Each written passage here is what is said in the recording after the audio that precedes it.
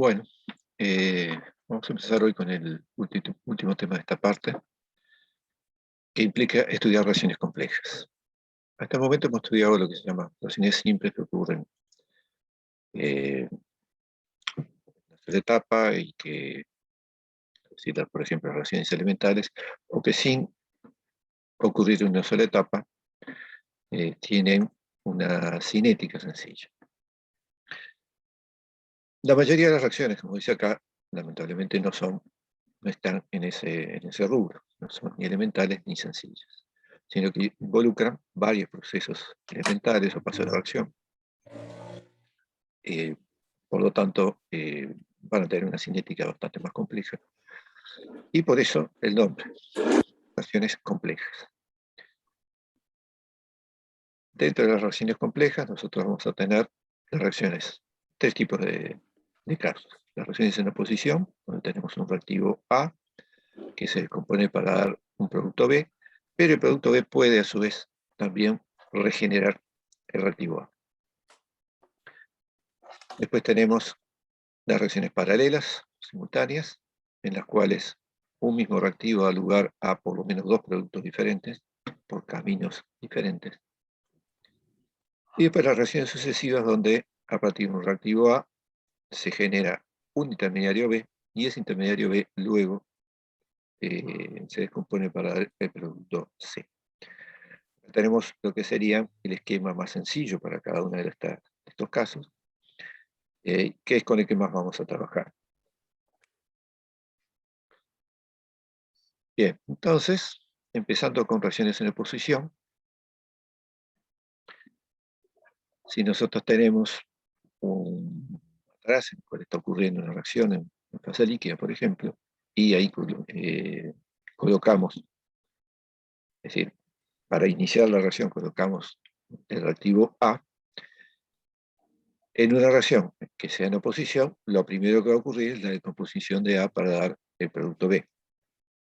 Vamos a imaginarnos que esa descomposición tiene una cinética de orden 1 y que también tiene una constante K-sub. Es decir, nos vamos a ir al caso más sencillo de todo.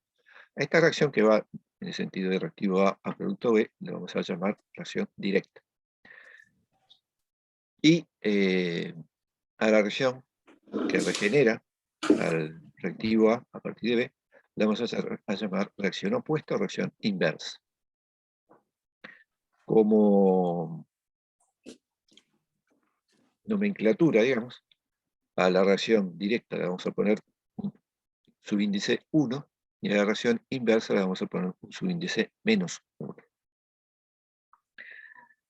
Bien, entonces, a tiempo cero, en esta situación, lo que vamos a tener es que la velocidad inversa, la B menos 1, va a ser 0 porque todavía no tenemos producto B en la solución.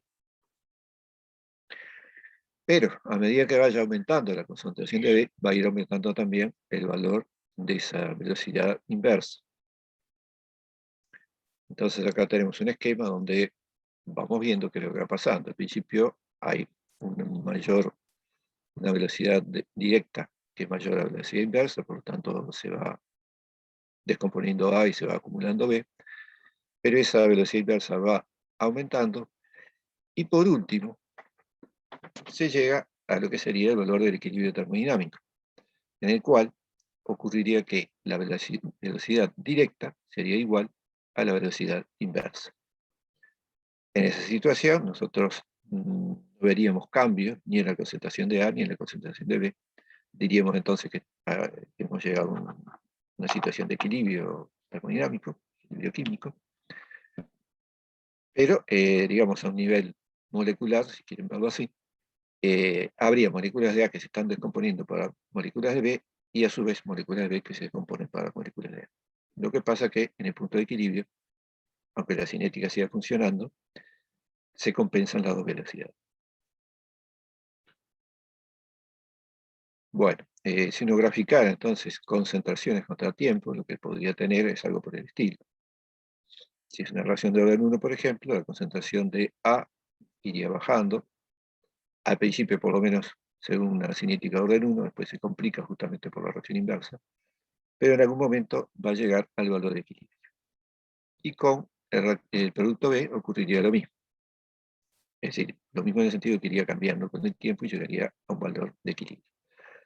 La diferencia es que el producto B, si es el producto de composición de A, va a ir aumentando y va a llegar a la concentración final de equilibrio. En este caso, la concentración de B de equilibrio está por encima de la concentración de A de equilibrio, pero como vamos a ver ahora, ese es solamente un caso particular.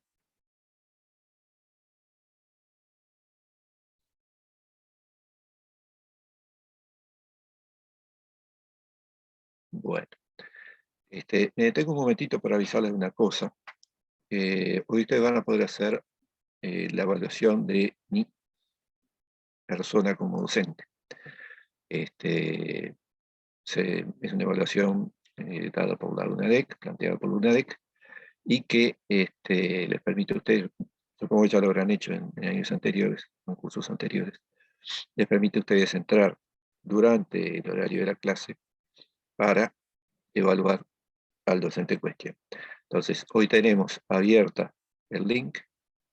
Yo lo que voy a hacer es, más o menos, dentro de una hora, voy a hacer una pausa para que ustedes puedan entrar a ese link. Les voy a subir el link por el chat. Y ahí ustedes pueden entrar a hacer la evaluación y cuando terminen todos, volvemos a la clase. Bien, entonces, si estamos hablando de que esto va a llegar a un equilibrio, entonces va a haber una constante de equilibrio que, por supuesto, nosotros sabemos que se puede escribir como la concentración de B en equilibrio y dividida la concentración de A en el equilibrio. Vamos a ver también que en algunos casos particulares, especialmente o específicamente aquellos en los cuales los órdenes de reacción coinciden con los coeficientes estequiométricos. Solamente en esos casos se puede escribir la constante de equilibrio como el cociente de las constantes de velocidad. La directa K1 dividido la inversa K-1. Bien. Ahora después vamos a comentar un poquito más esto. A medida que va transcurriendo el tiempo entonces, si partimos solamente de A, entonces vamos a tener una concentración de A inicial a tiempo cero y la concentración de B que va a ser cero. A un tiempo t, si consideramos que X es lo que se descompuso de A para dar el producto B, entonces vamos a tener una concentración de A que va a ser a 0 menos X y una concentración de B que va a ser igual a X.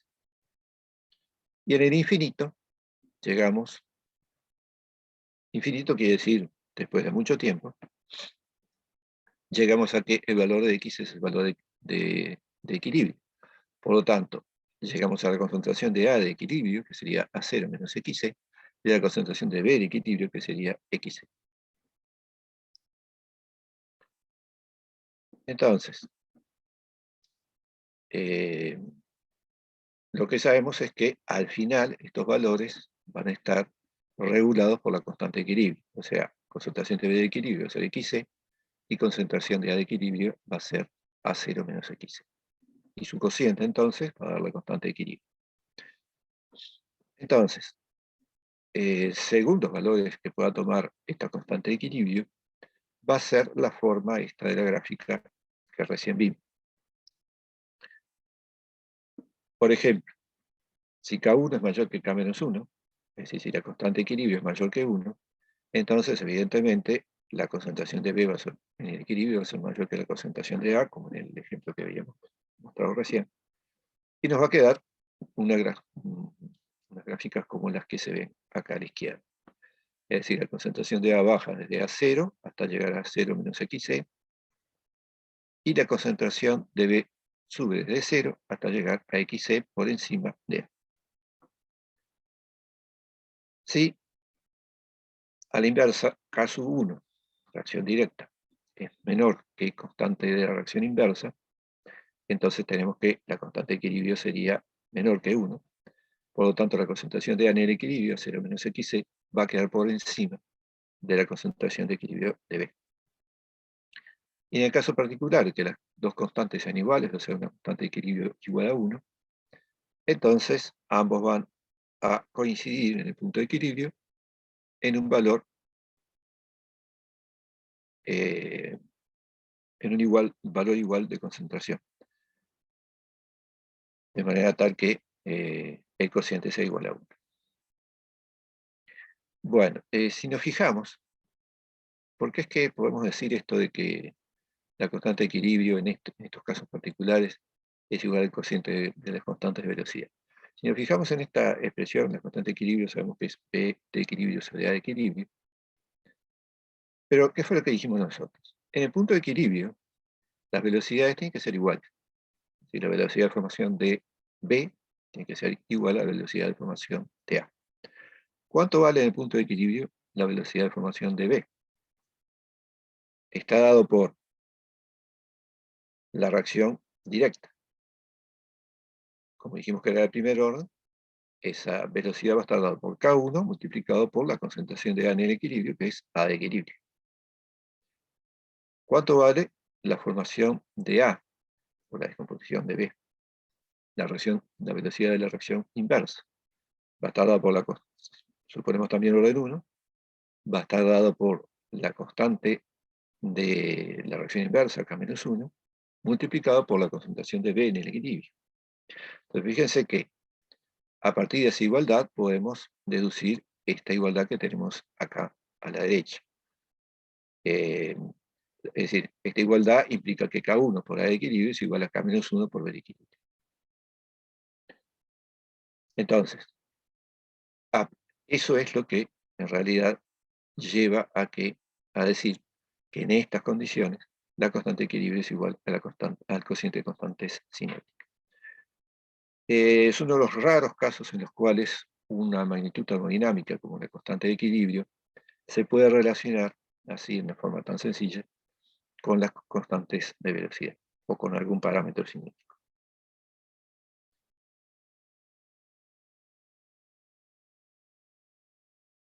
Bien, entonces, teniendo eso en cuenta,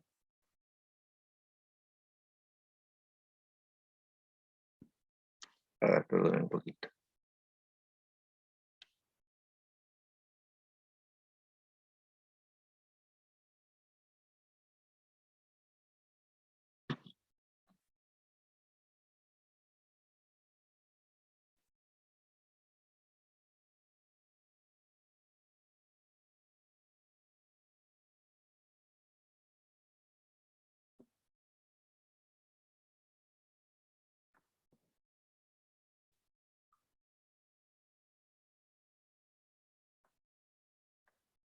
Disculpen porque me quedó. Yo pensé que no había quedado, pero me quedó grabado el audio con el cual nosotros nos manejamos el año pasado.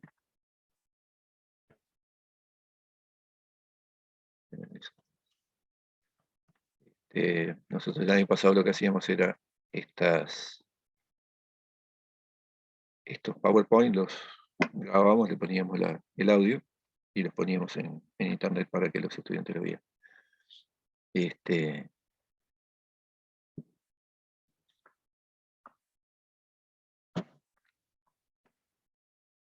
Se ve que en alguna de las transparencias me quedó el audio grabado.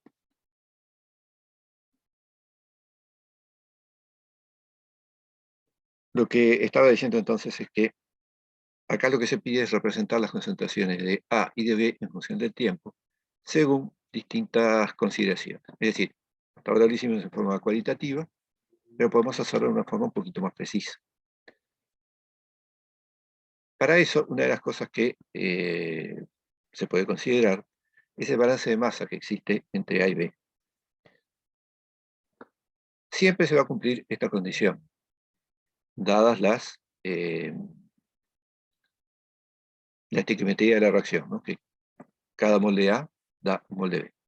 Entonces, en todo momento Si además no hay B inicialmente, la suma de A más B tiene que ser igual a la concentración inicial de A.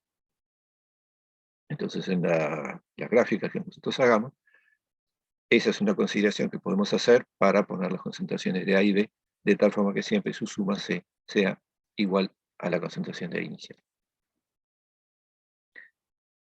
Y después, para hacer la representación, vamos a considerar constante de equilibrio igual a 1, simplemente para poner un número, pero vamos a tener en cuenta que esa concentración de equilibrio igual a 1 implica en realidad la posibilidad de que las constantes de velocidad directa e inversa puedan tomar distintos valores.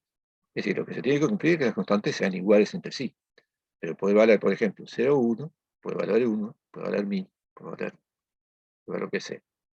Entonces, ¿cómo cambian las gráficas correspondientes teniendo en cuenta los distintos valores de constante de velocidad?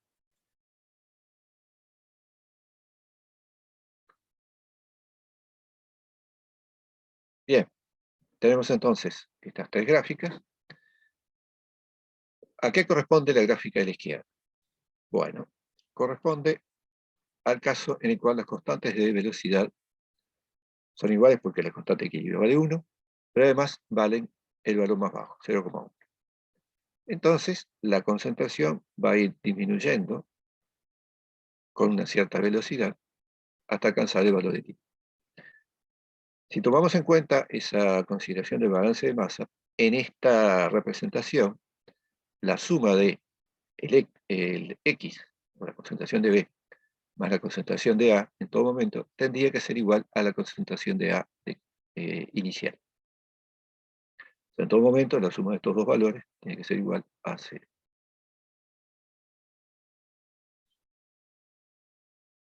¿Qué pasa si se aumenta el valor de la constante de velocidad? Si aumentamos 10 veces el valor de constante de velocidad. Bueno, lo que no puede cambiar es que al final tienen que ser iguales entre sí las concentraciones, porque eso lo determina la termodinámica.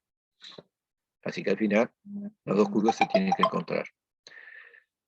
Pero lo que sí cambia es que, como las constantes son 10 veces mayores, la velocidad con que se alcanza el equilibrio también es mayor. Entonces tenemos una pendiente mayor, tanto para el descenso de A como para el aumento de B.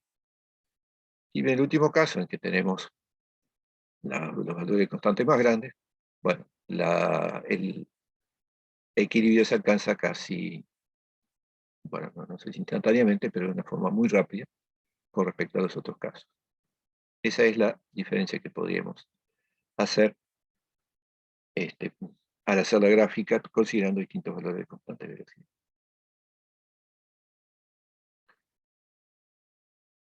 Bueno, lo que nos interesa saber a nosotros es cómo hacemos el tratamiento cinético de esta ecuación. Entonces, para eso lo que tenemos que hacer es plantear la velocidad de reacción. La velocidad de reacción la podemos plantear como la velocidad de desaparición de A, o sea, menos derivada de la concentración de A respecto al tiempo.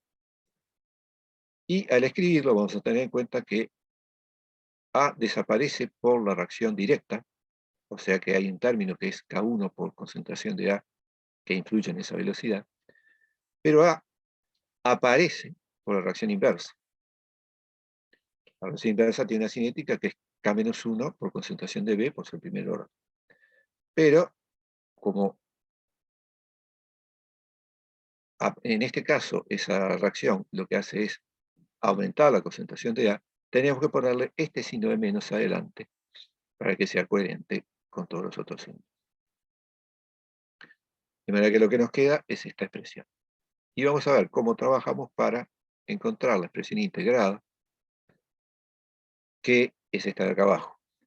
En la expresión integrada que vamos a encontrar, tenemos que la relación entre concentración y tiempo está dada por un logaritmo neperiano de este cociente, donde lo que aparece es arriba x sub e menos x, y abajo x sub e, donde x sub e y x es lo que venimos conversando desde hoy. Y eso igual a menos la suma de las dos constantes, la directa y la inversa, multiplicada por el tiempo. Antes de ver cómo la deducimos, fíjense que la expresión se parece a la de relación de primer orden unidireccional, en el sentido que tenemos una relación logarítmica con el tiempo. En el caso de la relación unidireccional, lo que teníamos era el cociente de la concentración inicial de A sobre la concentración de A. Acá, como es un equilibrio, vamos a ver que la concentración inicial no está influyendo, vemos que la concentración inicial no está influyendo, lo que sí influye es la concentración de equilibrio, X sub E. Y en el caso de la reacción unidireccional de primer orden, aparecía la constante de primer orden. Acá lo que aparece es la suma de las dos constantes. O sea que hay una analogía entre la reacción de primer orden y la reacción correspondiente en el caso de dos reacciones opuestas, ambas de primer orden.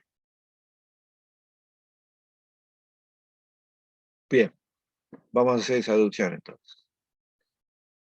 Teníamos entonces que menos la derivada de la concentración de A respecto al tiempo era K1 por la concentración de A menos K menos 1 por la concentración de B.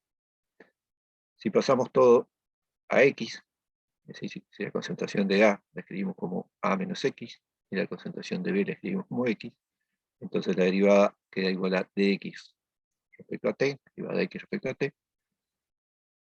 El primer término del otro término es, el primer sumando, perdón, del otro término es K1 por concentración inicial menos X, y el segundo es menos K menos 1 por X. En el punto de equilibrio,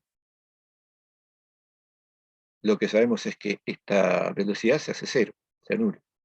Así que lo podemos escribir como derivada de x sub e respecto al tiempo, igual a cero, y a su vez, por la expresión anterior, vamos a poder escribir como K1 por A0 menos XC y menos K menos 1 por XC. Bueno, ahora enseguida retomamos esto para ver cómo encontramos la expresión integrada entre concentraciones y tiempo. Pero acá de nuevo podemos hacer un poco las consideraciones para poder demostrar, digamos, que la constante de equilibrio es igual al cociente de las constantes de velocidad.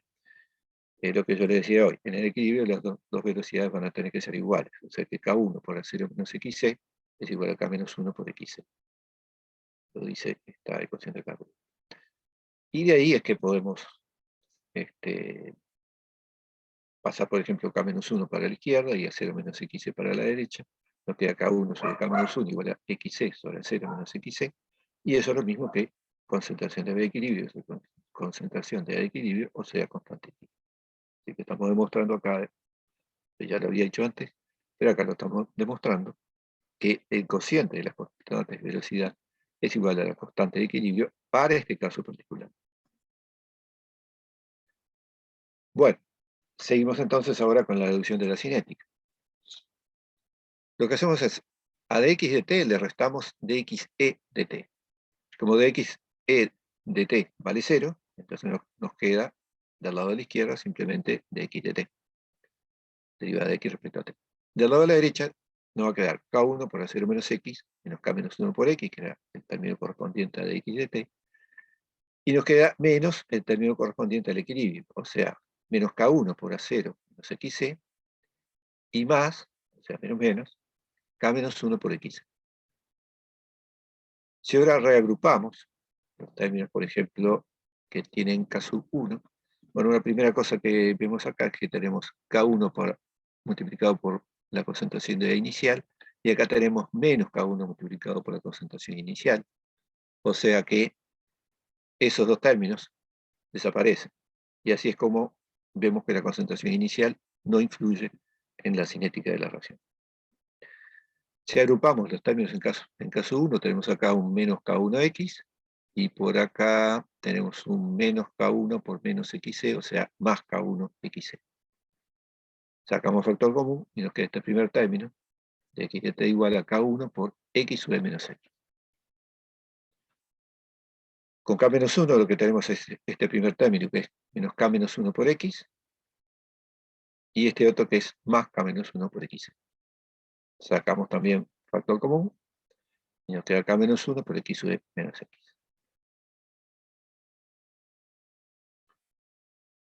Y ahora tenemos los dos términos por un factor que es x sub menos x, lo sacamos del factor común y nos va a quedar k sub 1 más k menos 1 por x sub menos x. Es igual a la derivada de x respecto a t. Y recién acá es donde podemos hacer, si tenemos ya la ecuación diferencial, variables separables, podemos pasar el dt para la derecha, el x sub menos x para la izquierda, e integrar. ¿Entre qué integramos? Del lado de la derecha, entre tiempo 0 y tiempo t, y del lado de la izquierda, entre lo que hay de x entre 0 y t. A tiempo 0 tenemos x igual a 0, o sea, no se formó el producto, y a tiempo t tenemos una cantidad de x. Así que tenemos que hacer la integral de esto, de 1 sobre x sobre menos x, y del otro lado el k1 más k menos 1 es una constante, porque se supone que estamos haciendo el planteo para temperatura constante, fuerza iónica constante y demás. Y solamente nos va a quedar la integral entre 0 y t de la diferencial t, que evidentemente es tiempo. La integral de esta otra nos va a dar el menos logaritmo de x sub e sobre x sub e menos x. Así que nos queda el logaritmo de x sub e menos x sobre x sub e igual a menos k1 más k menos 1 por t, que es la expresión que se veía en la referencia anterior.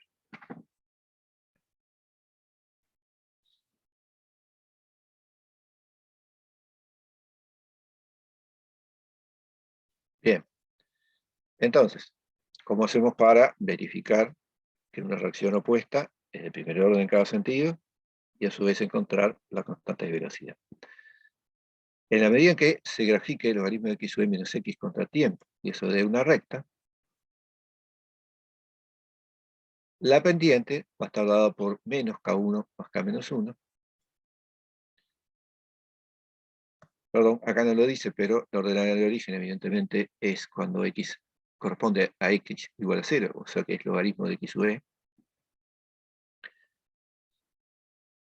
Y entonces, el hecho de que dé una recta ya indica que se cumple la cinética que nosotros estamos planteando, el modelo que nosotros estamos planteando, y por lo tanto estamos verificando que la reacción es de orden 1 en sentido directo y de orden 1 en sentido inverso.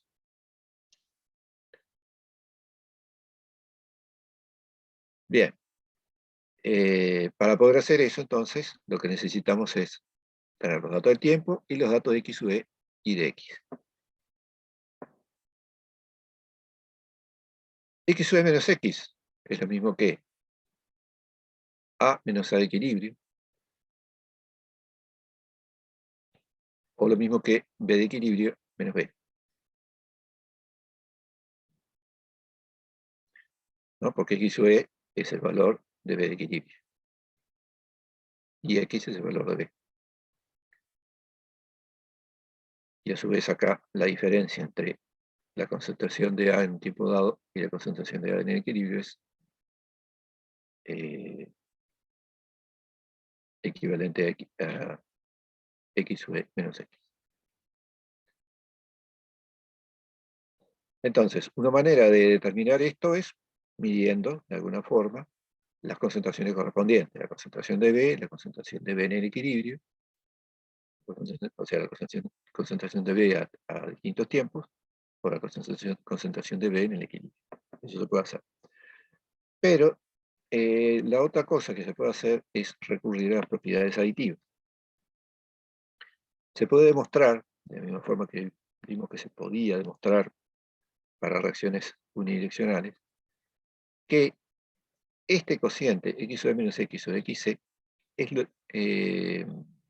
lo mismo que este otro cociente donde h es una propiedad aditiva, y en el numerador tenemos h infinito menos h, en el denominador tenemos h infinito menos hc. De manera que si nosotros medimos una propiedad aditiva, recuerda lo que es la propiedad aditiva, la propiedad en la cual el valor de esa propiedad estaba dado por la suma de las contribuciones de la propiedad debida a cada una de las especies químicas presentes, por ejemplo, B, A, y si hay insolvente, el solvente, y a su vez, el valor de esa propiedad era proporcional a cada una de las concentraciones. Es decir, la contribución de A a la propiedad era proporcional a la concentración de A. Y lo mismo para las otras cosas. Bien, si tenemos una propiedad de ese estilo, entonces podemos plantear esta relación. Y entonces, en ese caso, en lugar de graficar logaritmo de x sub menos x, alcanza con graficar logaritmo de h infinito menos h. Nos necesitaríamos en principio el h0, nos alcanzaría con el valor de h tipo infinito, es decir, el valor de la propiedad en el equilibrio, y el valor de la propiedad en cada tiempo. Así que nosotros vamos midiendo, anotamos el valor de la propiedad a cada tiempo, y cuando se llega al equilibrio, el valor de la propiedad en el equilibrio. Y luego hacemos el logaritmo de esa diferencia contra el tiempo.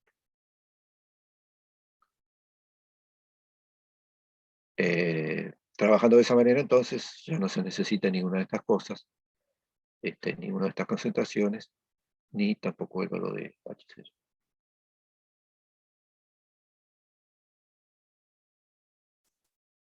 Bien.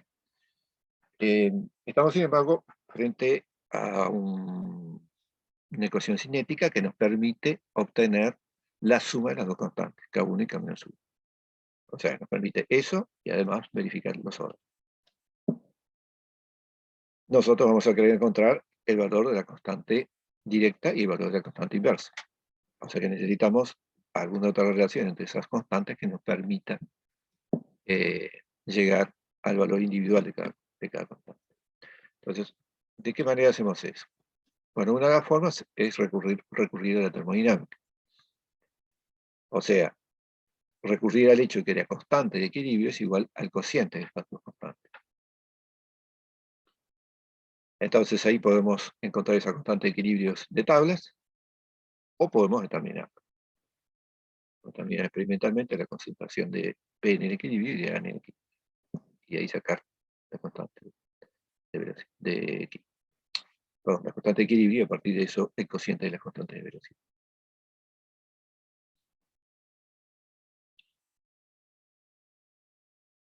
Podemos recurrir a encontrar la constante de equilibrio, pero no determinando las concentraciones, sino a partir del valor de la ordenada del origen. Recuerdan que esa ordenada del origen era el logaritmo de x sub e. O sea que si encontramos, determinamos la ordenada del origen, podemos encontrar el valor de x sub e, que es la constante, la concentración de B en el equilibrio, y como A sub E es A0 menos x sub e, podemos encontrar el valor de la constante de equilibrio. Evidentemente, eso implica que necesitaríamos el valor de la concentración inicial de A, y si tenemos B inicialmente, bueno, también necesitamos la concentración de B. Hasta ahora habíamos considerado siempre B inicial 0, ¿no? Pero bueno, puede haber un caso más general en el que no sea 0. De cualquier manera, necesitaría esas cosas. La tercera forma de resolver este asunto es determinar la velocidad inicial de la reacción. Les pregunto, ¿a qué sería igual esa velocidad inicial? A más B. Velocidad, ¿no? A más B sería concentración. Sí, pero no había dicho que la concentración de A más B era igual a la concentración inicial de A. La concentración de A más B es igual a la concentración inicial de A, sí. Pero acá lo que estoy diciendo es determinar la velocidad inicial. Ah, perdón.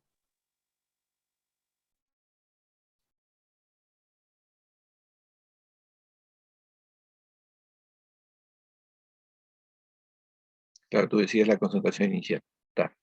Y la concentración inicial sería A más B. Pero esto es lo que estoy preguntando es, ¿qué es? ¿A qué sería igual la velocidad inicial para ver por qué eso me permitiría encontrar K1 y K-1. ¿Qué pasa inicialmente? ¿Qué reacción se está dando? Suponés que tenés 0 de B y solamente te quedaría la constante 1. Bueno, ahí está. Hay que suponer eso, sí, por supuesto. Hay que suponer que, o hay que trabajar de manera tal que la concentración inicial de B sea 0. Y entonces, perdón, Claro, entonces el término con la constante de K-1 se cancela y te queda solo una constante, una variable. Y de ahí lo puedes despejar. ahí está. O sea, lo que estamos diciendo es, en el momento inicial, si no hay B presente, entonces la velocidad inicial estaría dada exclusivamente por la descomposición de A. La reacción inversa no se estaría dando porque no hay B. Y esa velocidad inicial, ¿cómo la escribiríamos?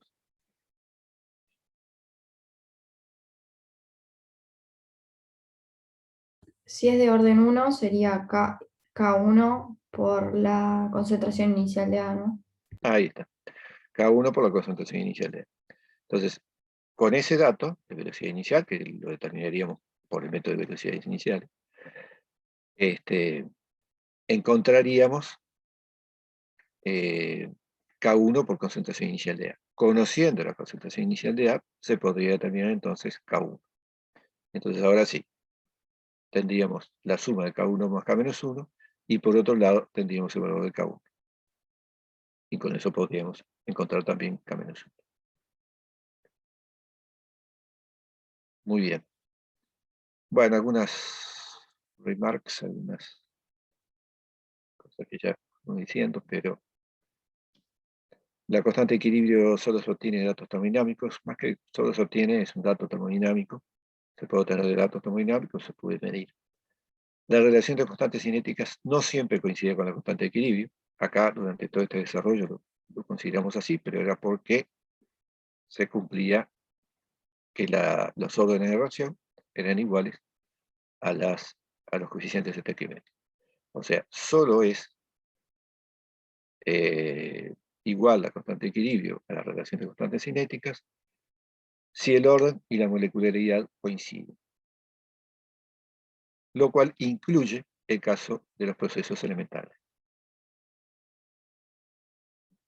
O sea, tiene que coincidir el orden y la molecularidad. El orden y la estequiometría.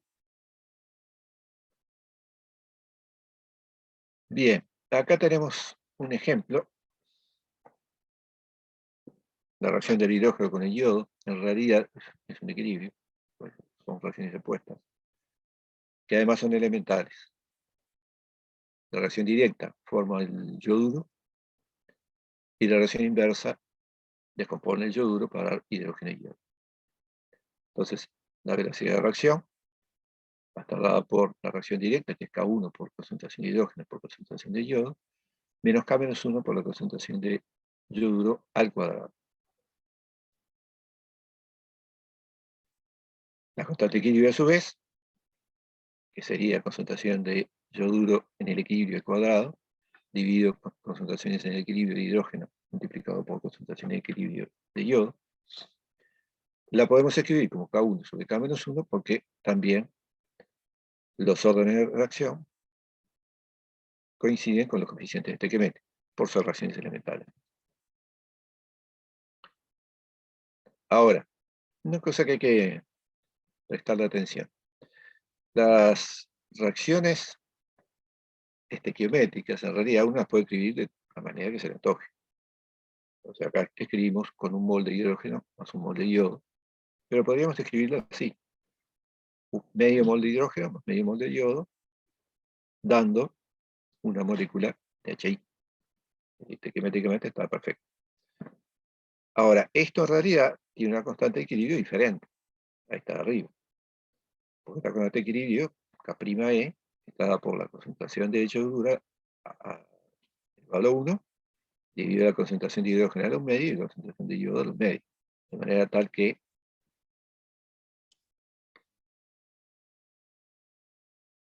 K'E, en realidad, es la raíz cuadrada de K sub E. Es decir, todas las constantes de equilibrio que uno puede escribir van a estar relacionadas entre sí, o sea que en el fondo hay una sola constante de equilibrio. Pero numéricamente, acá el valor es distinto.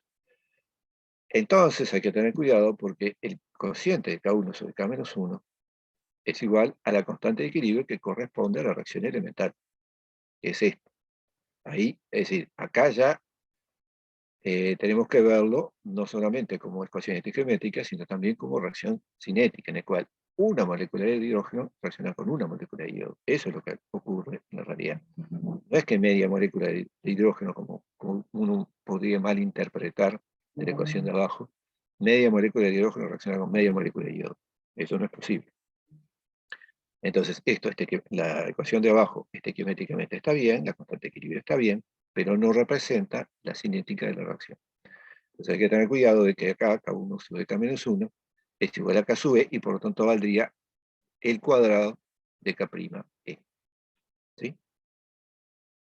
Ahí es donde uno puede integrarse un poco, pero hay que remitirse a la ecuación que representa realmente el proceso cinético.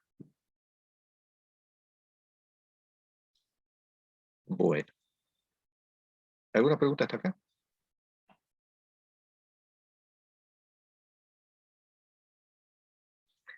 Un ejemplo de esto es la Disculpe, profe. Sí, cómo no. Yo la pregunta que tenía es, entonces, ¿cómo nos damos cuenta de que representa o no la cinética de la reacción cuando vemos tipo la ecuación estequiométrica? Bueno, en realidad lo tendrías que saber. Lo tendrías que saber, bueno. Yo escribo el hidrógeno y el yodo, ¿cómo reaccionan? Bueno, reaccionan en forma elemental, de manera que un mol de hidrógeno, una molécula de hidrógeno, reacciona con una molécula de yodo. Eso lo tenés que saber. A partir Nos de ahí, fijamos entonces o sea, en los elementos en estado elemental, de esa forma, ok. uh-huh. Sí, Gracias. bien. Un ejemplo de esto es la mutarrotación de la alfa-glucosa, que en realidad es una práctica que normalmente se hace en Físico-Química 103. Probablemente este año la veamos en el laboratorio. Pero acá lo voy a tomar como un ejemplo de reacciones en oposición y cómo se puede hacer algún cálculo a partir de eso. La glucosa que tiene esta fórmula, puede estar así, abierta, molécula lineal, digamos, pero está en equilibrio con dos formas que son de anillo. La llamada alfa de glucosa, donde se disponen los átomos de esta manera, con el OH hacia abajo, es decir, estamos pensando en forma tridimensional en la molécula en el espacio. Entonces, en esta disposición, la disposición alfa, el OH va para abajo. Pero también puede quedar la otra disposición, llamada beta, con el OH para arriba. Entonces, este carbono es un carbono quiral y presenta propiedades específicas de rotar el plano de la luz polarizada. Cada una de estas moléculas, el alfa o la beta, rota el plano de la luz polarizada en un determinado proporción. Como ven acá, en realidad el mecanismo no es elemental, no es que una se transforme en la otra, sino que pasan a través de la apertura del anillo. Pero, desde el punto de vista cinético, la reacción de la alfa-glucosa transformándose en beta-glucosa es de orden 1 en cada sentido. Y de esa manera coinciden los órdenes con los coeficientes estequiométricos.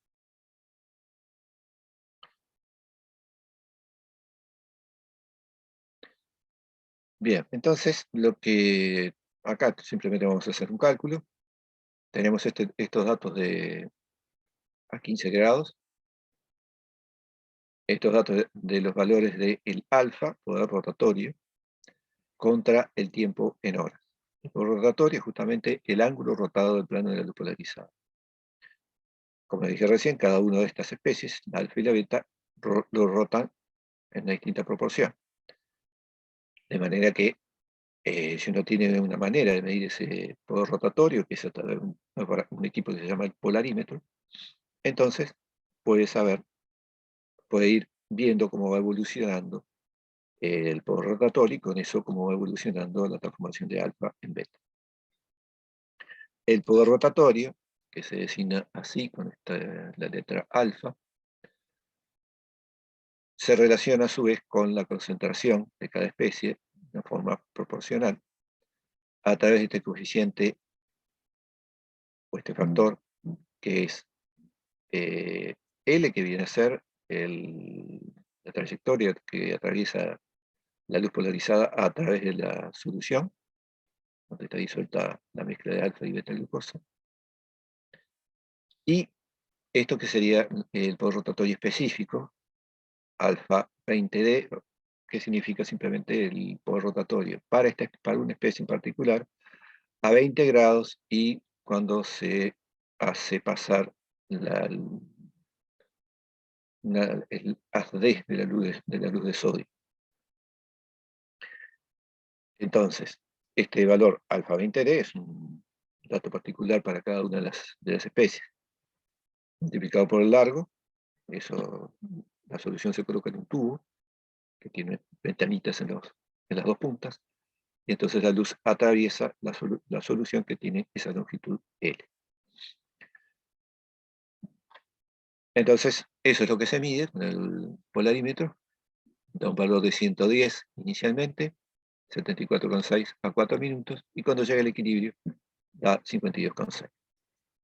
Así que el alfa D de la glucosa es más grande que el de la alfa glucosa, es más grande que el de la beta glucosa. Y lo que pide es hallar la suma de K1 y K-1. Entonces no tenemos muchos números como para confundirnos. Tenemos el inicial, el equilibrio y un dato por el medio. Y tenemos una propiedad que evidentemente es una propiedad aditiva. Entonces el alfa va a estar dado por el alfa de la glucosa alfa, es el alfa de la glucosa beta, por la aditividad de la propiedad. Y sabemos, por lo que vimos hace un ratito, que x sub e menos x sobre x sub e es h infinito menos h sobre h infinito menos h0.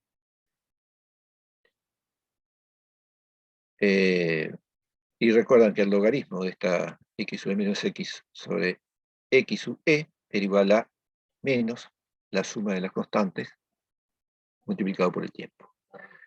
Esa fórmula solamente la podemos aplicar acá, a las 4 horas.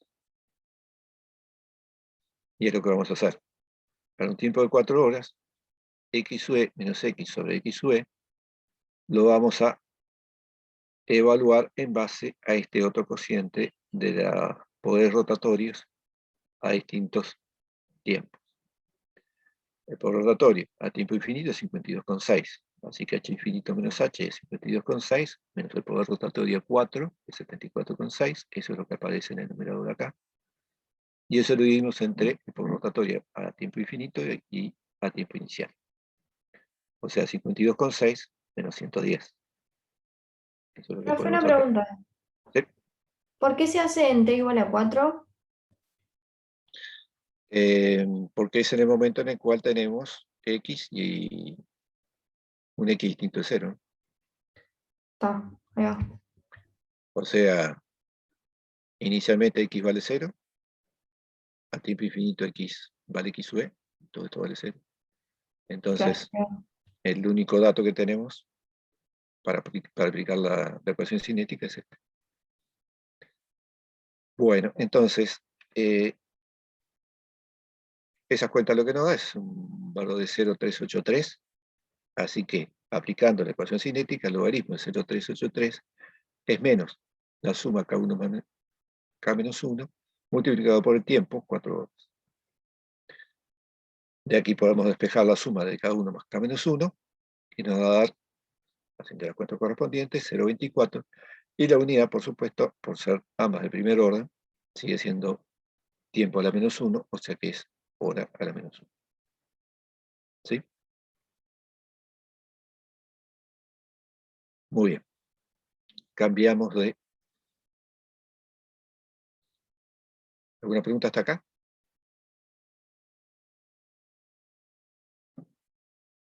Si quieren, antes de seguir, yo hacemos la pausa para que ustedes hagan la evaluación. Yo les subo acá en el chat el link, ustedes entran, supuestamente en 5 minutos hacen la evaluación, eso es lo que me dijeron en la UNEDEC, y así que tengo que dejar de compartir un momento.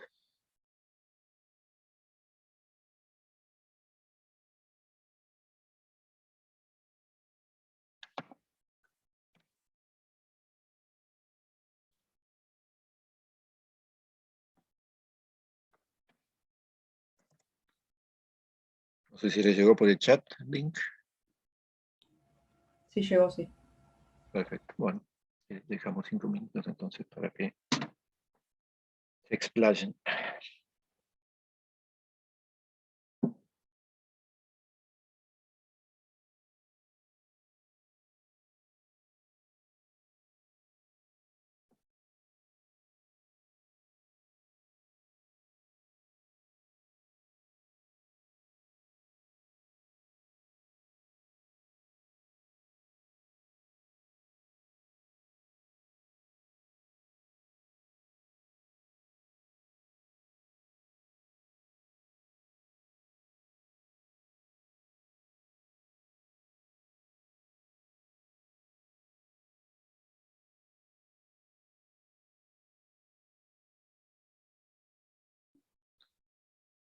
Bien, seguimos entonces.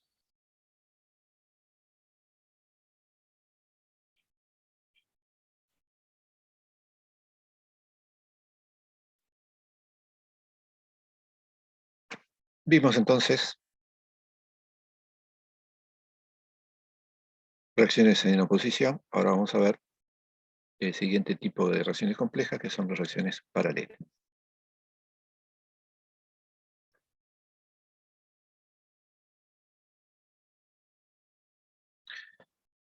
Un caso de reacciones paralelas, uno de los más sencillos que podemos ver, es aquel en el cual hay un reactivo A que se descompone por 3 vías diferentes para dar 3 productos que los vamos a designar como U, V y W. Vamos a considerar que cada una de estas descomposiciones son de primer orden, o sea que dependen de la concentración de A a la 1, y que tienen constantes que son K1, K2 y K3. Entonces, ¿cuánto será la velocidad de desaparición de A? ¿Cómo lo podemos escribir?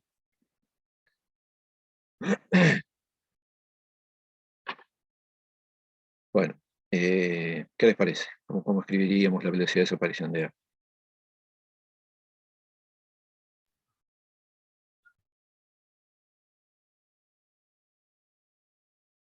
Son reacciones independientes, ¿verdad? Cada una de ellas funciona de forma independiente y dependen de la descomposición. No dependería del orden de cada reacción. Ahí está. Bueno, no sé si lo dije, cada una de estas reacciones es de orden 1.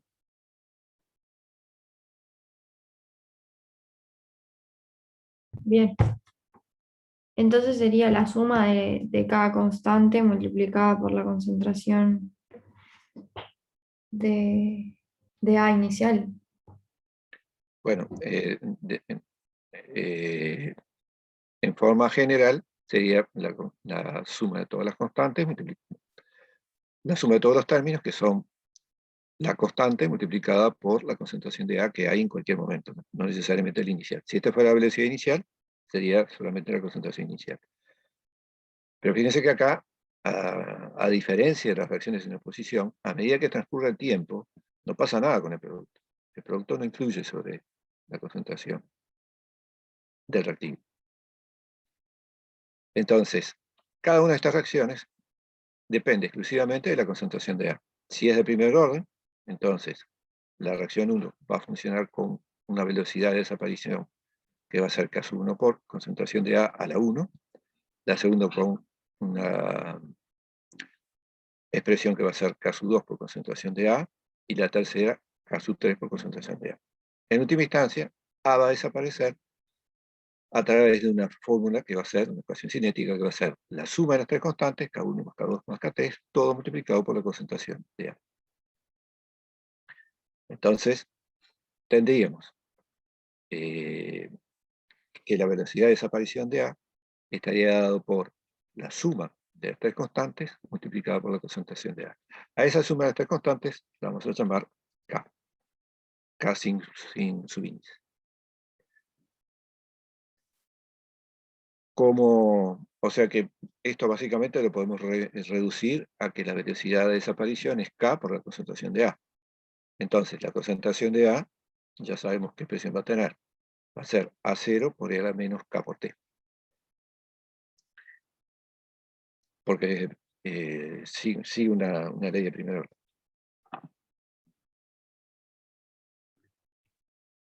Profe, ahí no se terminaba de ver, o sea, como que quedaban espacios vacíos. Sí, Ah, todo. porque es justamente para que ustedes me digan cuánto es cada una de las cosas. Bien, generalmente acá lo que se hace es analizar la variación de los productos, porque ahí sí va a haber diferencia. Si nosotros tomamos la formación de U, la velocidad de reacción como formación de U, entonces también va a ser igual a K1 por la concentración de A, y como dijimos recién, la concentración de A va a estar dada por la concentración de A inicial por E a la menos K por T, siendo K la suma de las tres constantes, K1, K2, K3.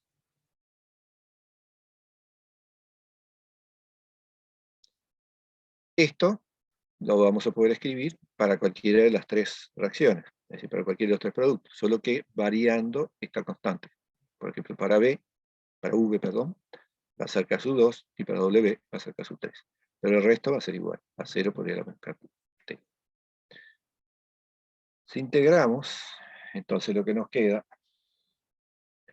y acá asumimos a su vez que hay una cierta concentración inicial del producto, entonces, ¿cómo hacemos para integrar esto? Bueno, pasamos de t para este lado, entonces nos queda todo del lado derecho constantes y una función del tiempo, y del lado izquierdo nos queda nada más que la diferencial de la concentración de U. Al integrar diferencial de concentración de U, lo que nos queda es la diferencia entre concentración de U a un tiempo t y concentración de U a tiempo inicial. La diferencia U menos U0. Pasamos el U0 para el lado de la derecha, entonces nos queda sumando con lo que sea la integral del término de la derecha. En el término de la derecha lo que tenemos es K1 a 0, que es constante, y la integral de E a la menos K por T. La integral de E a la menos K por T es justamente E a la menos K por T dividido menos K.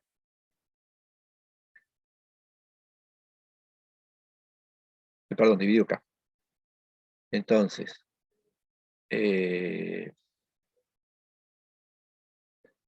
al integrar, dividido menos K, perdón, es el coeficiente.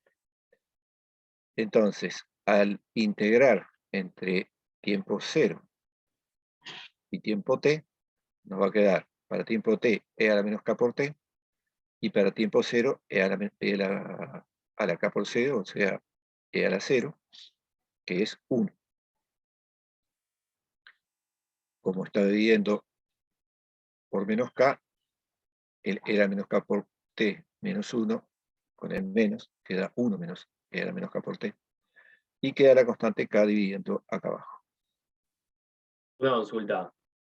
Sí. En ese caso, la constante de K sin el subíndice sería la suma de las constantes.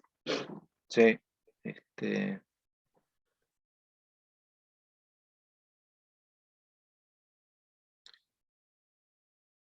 No sé si aparece en algún lado por acá.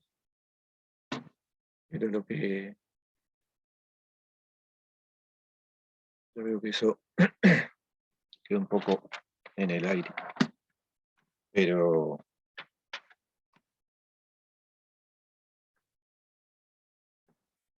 hoy cuando dijimos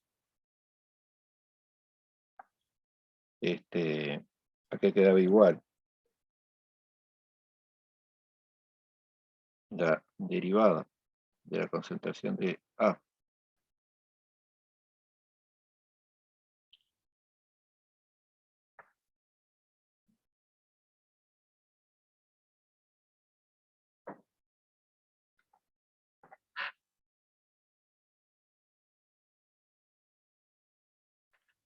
mostrar tiempo, esto a lo que queda igual es a K sub 1 más K sub 2 más K sub 3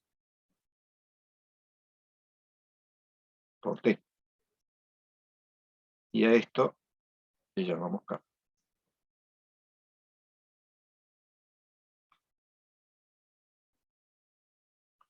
Esto es así porque cada una de las reacciones es independiente, es decir,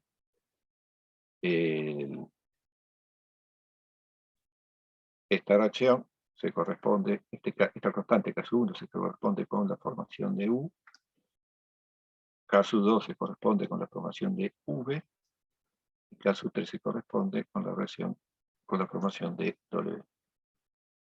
¿Sí? ¿Se entiende mejor ahora? Sí, sí.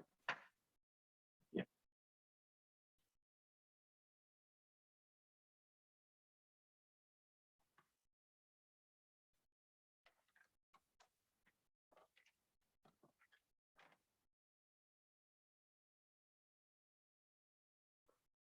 Así que bueno, en esto este K representa justamente la suma de K1 más K2 más K3. Lo mismo va a pasar con V o con W, solo que lo único que va a cambiar va a ser, bueno, la concentración inicial y la constante en particular que corresponde a esa reacción. Todo lo demás queda igual, porque las expresiones son lo mismo.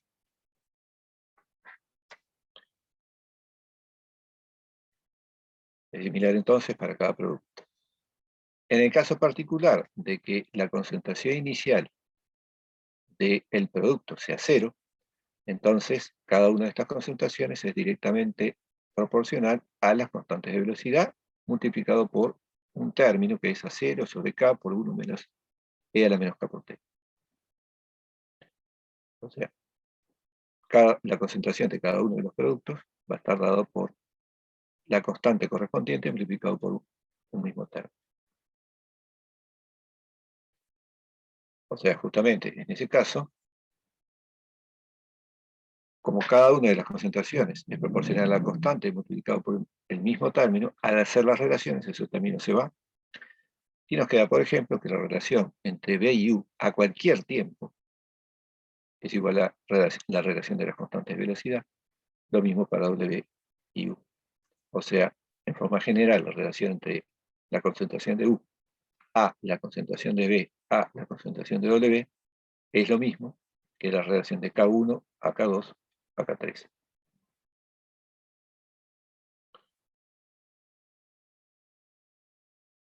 Bien. Es importante ver entonces que la relación entre cada producto depende nada más que de la constante de velocidad, no depende de la concentración reactiva.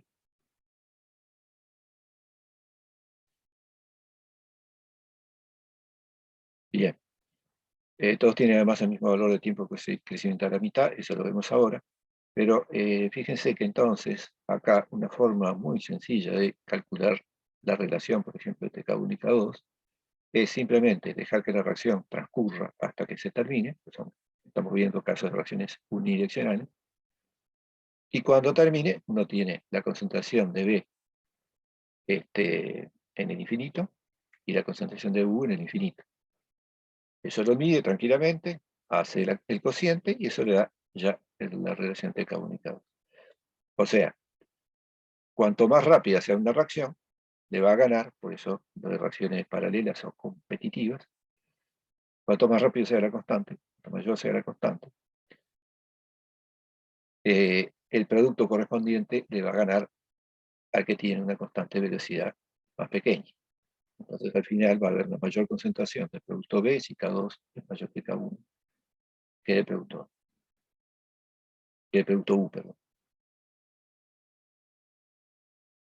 Bueno, esto de que todos tienen el mismo valor de tiempo de crecimiento a la mitad, más o menos plantea un tiempo medio, pero definido de otra manera. En lugar de definirlo como el tiempo para el decaer el reactivo hasta la mitad, es el tiempo para que se forme la mitad del máximo de producto.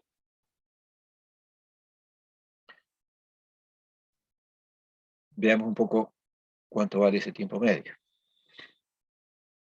Por lo que vimos hace un rato, suponiendo concentración del reactivo U inicial igual a 0, la concentración de U está dada por esta expresión.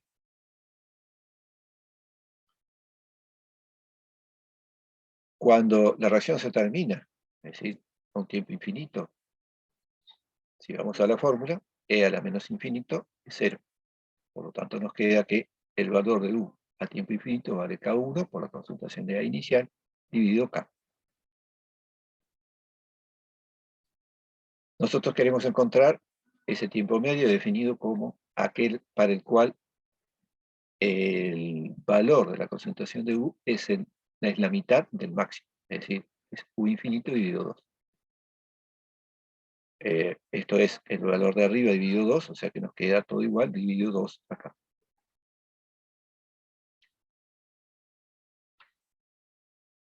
Bien. Entonces, si tomamos logaritmos en la ecuación 3, nos va a quedar el logaritmo de ese U infinito sobre 2 igual al logaritmo de K1 a 0 sobre 2K, que es lo que tenemos en este primer sumando.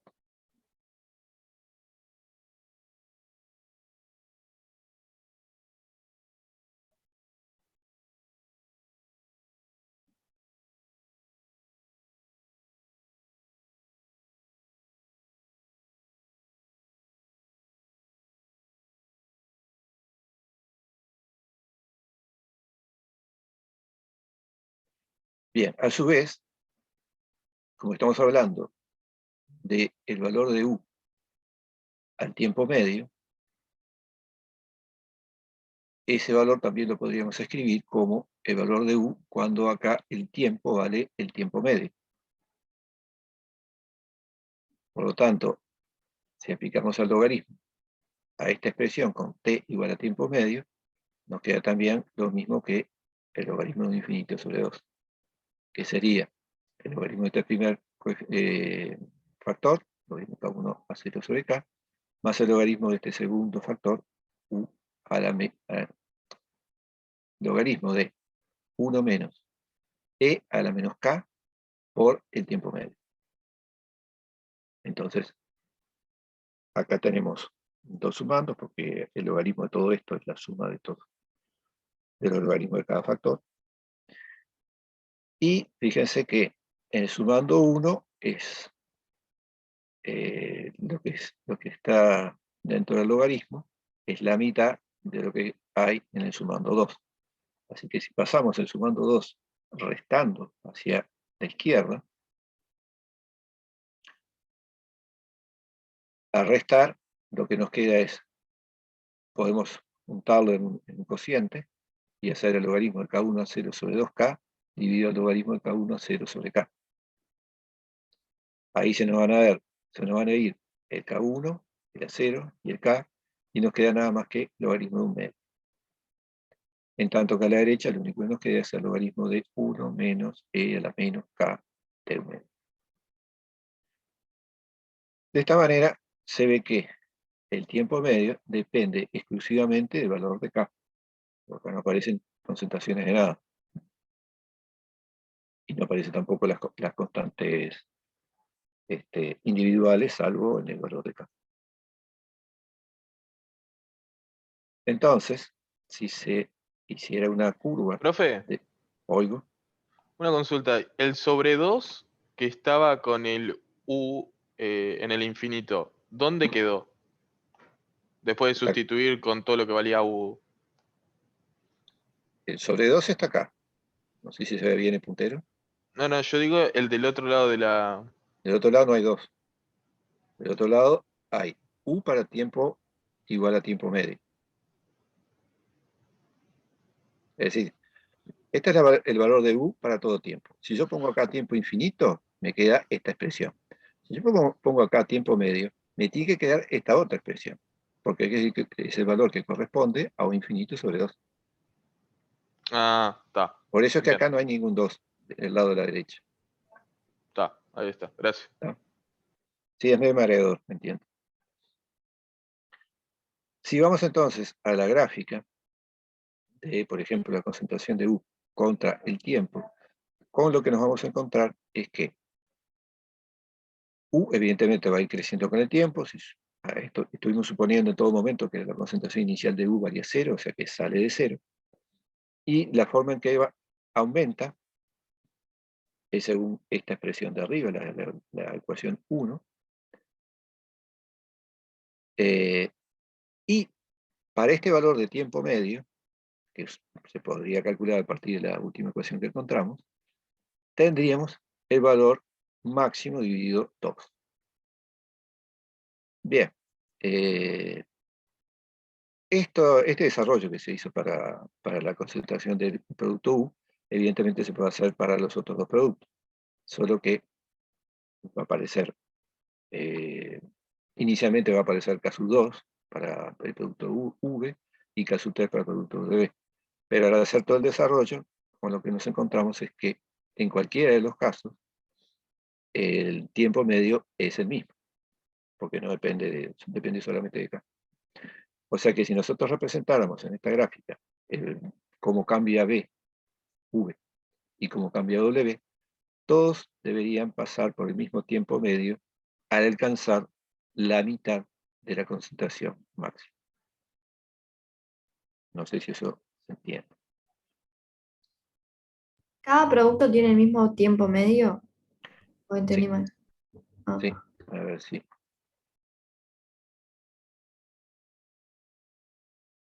A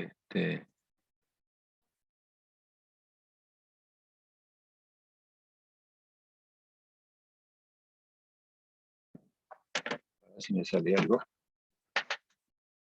para mostrar eso justamente.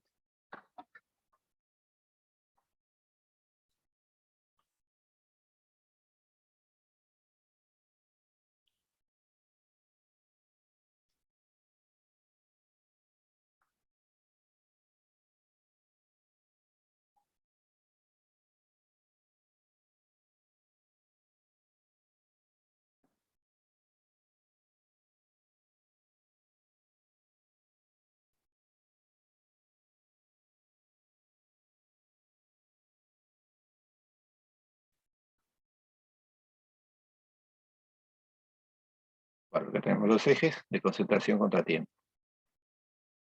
Entonces, por ejemplo,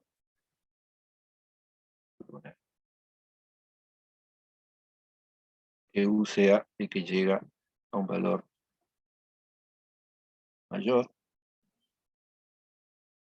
Entonces, por acá anda el valor de la concentración de U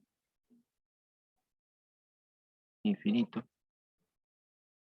Y por acá va a ir la concentración de U infinito dividido 2. Por lo tanto, acá tendríamos el valor del tiempo medio para U.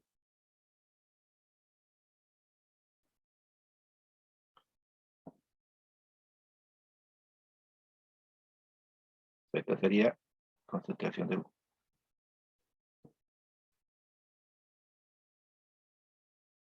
Si ahora hacemos la concentración de B, supongamos que tengo una constante más chica y entonces llega a un valor menor, el valor para el cual se llega a V infinito sobre 2 también va a ser este valor de tiempo medio. Y si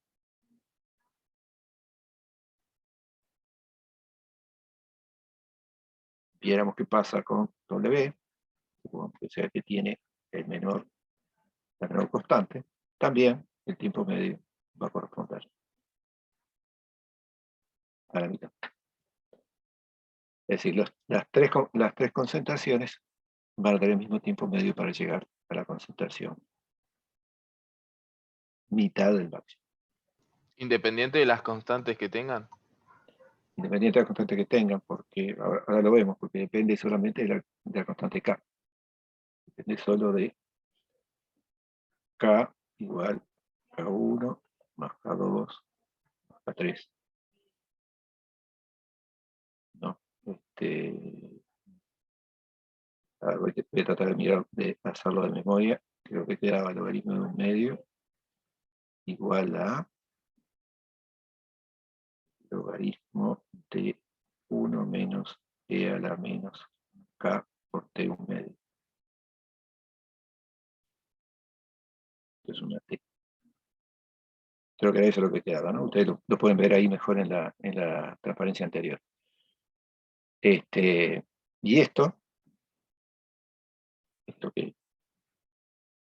que se deduce para U, se puede deducir también perfectamente igual para B, porque es decir, al final el resultado se simplifican todos los términos en que aparece la constante particular y la concentración.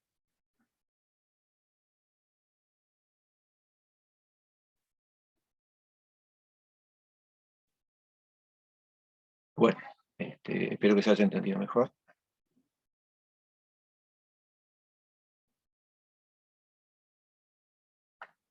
Sí, bárbaro.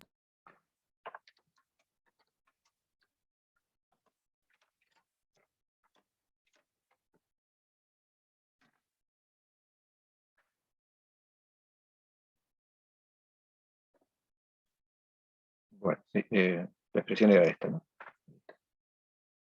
Bueno, yo lo que les digo es que si ustedes parten de U y hacen toda la deducción, llegan a esto. Si ustedes parten de V, van a tener que poner acá K2, pero al hacer toda la deducción, el K2 se va a ir, porque va a estar en estos dos términos. La concentración de A0 también se va a ir, y les va a quedar la misma expresión. Bien.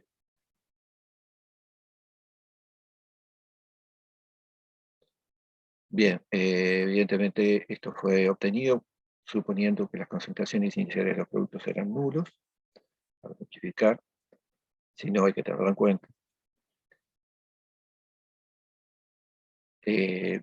Esta relación, tanto la del medio como la relación entre concentraciones, se cumple siempre que los órdenes sean iguales, si no, bueno, hay que deducirlo también, a ver qué es lo que da. Por ejemplo, acá tenemos relaciones que ya no son 1 a 1, pero se mantienen la misma, son relaciones elementales, así que los órdenes son iguales en los dos casos. Tanto la reacción 1 queda C, como la reacción 2 queda B. Ahí todavía se va a seguir cumpliendo. O sea, C sobre D se puede demostrar que va a ser también el cociente de estas dos constantes, K1 sobre K2, siempre y cuando no tengamos inicialmente ni C ni D.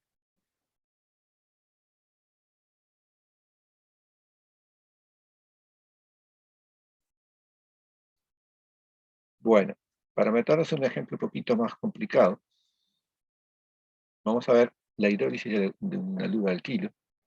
Ustedes habrán visto en química orgánica. Tenemos este bromuro y su reacción de hidrólisis por el OH. Ustedes saben que con el OH se produce una sustitución, una reacción de orden 1, y nos queda un alcohol. Cinéticamente, eso es orden 1 respecto a la luz. No depende de la concentración del OH. Pero hay una reacción de competencia ahí, en la cual lo que se forma es la olefina correspondiente, está acá, RCH2, es decir, se rompe acá el enlace de bromuro y se pierde un HBr de acá. Y en ese caso, la reacción, en el segundo caso, la reacción es de orden 2, es de orden 1 con respecto al aluro y orden 1 con respecto al OH. Acá sí interviene el OH. Entonces ahora tenemos dos reacciones que son paralelas, con los mismos reactivos, incluso la misma estequiometría, pero una es de orden 1 y otra es de orden 2. Entonces vamos a ver. O sea, la variación es mínima y sin embargo van a ver que esto se complica. Inicialmente podemos decir que la concentración del aluro le podemos llamar HA minúscula, de manera que a un tiempo t, la concentración del aluro va a ser A menos X. La concentración del oxidilo inicialmente suponemos que sea B minúscula, Y como la estequiometría lo dice, la concentración de ese hilo va a ser B menos X, porque reacciona 1 a 1 en cualquiera de las dos reacciones. Y acá sí, tenemos que diferenciar lo que se forma de alcohol, que va a ser Y, y lo que se forma de la olefina, que va a ser Z, porque eso depende de cada una de las reacciones. Y lo que sí podemos decir es, por un balance de masa, que lo que se compuso del reactivo, X, o se fue en formar el alcohol, o se fue en formar la olefina. De manera que X va a ser igual a I más Z. ¿Sí?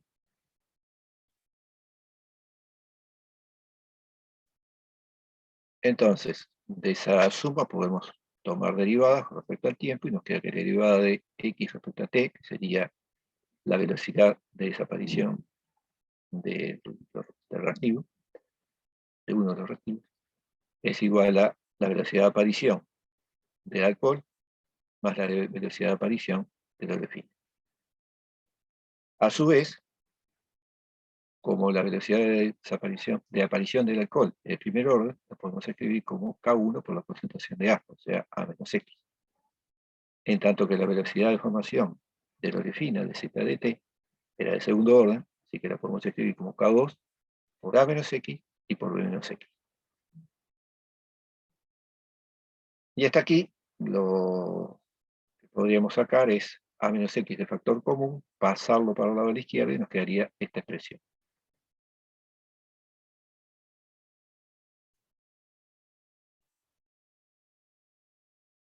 Si eso se integra, se llega a esta expresión que, como vemos, ya no es tan sencilla como lo que habíamos estado viendo hasta ahora. En realidad acá, del lado de la derecha sí es muy sencilla porque está por T. Y del lado de la izquierda, bueno, hay muchas cosas por acá, pero hay muchas cosas que es constante, ¿no? Así que este factor de acá depende de las constantes, depende de B y de A, o sea, de las concentraciones iniciales, pero no deja de ser una constante.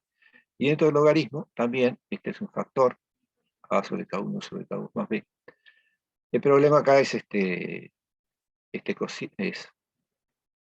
donde aparece el X, que es un cociente, pero a su vez es un cociente donde influye la relación de constante K1 más K2, que es lo que uno quiere encontrar.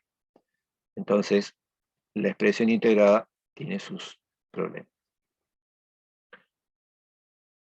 Entonces, acá la transparencia tiene este pedido, sugiere cómo procesar los datos experimentales a fin de determinar K1 y K2. Bueno, evidentemente con la expresión integrada es bastante complicado. Con la expresión de arriba ya es un poco más fácil, porque de X y de T se puede medir, se puede dividir entre A menos X. A menos X sería la concentración de A, eventualmente se podría medir también en todo momento, y lo mismo la concentración de B menos X se puede medir. Entonces, eventualmente se puede determinar K2 y K1 graficando este cociente, velocidad sobre concentración de A, contra la concentración de B. Eso daría una recta, cuya pendiente sería K2, y cuyo ordenador del origen sería K1.